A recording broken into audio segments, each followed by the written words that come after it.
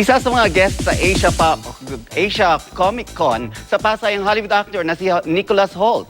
First visit ng aktor sa bansa, kaya gusto niya raw subukan ng isang Pinoy delicacy. Ano kaya yon? Watch this.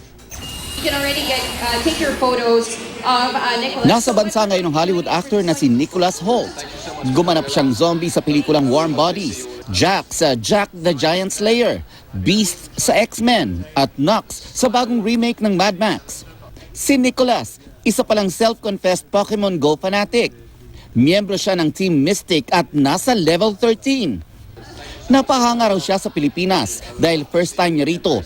Sinubukan niya ang iba't ibang pagkaing Pinoy, pero nag-iipon pa raw siya ng lakas ng loob na subukan ng balut. The duck egg is the only thing I haven't tried so far, which I'm building up to and everyone's encouraging me to try. So. Balak niyang makarating sa iba't ibang lugar sa bansa. We're going to go and travel to some of the islands. I love it here.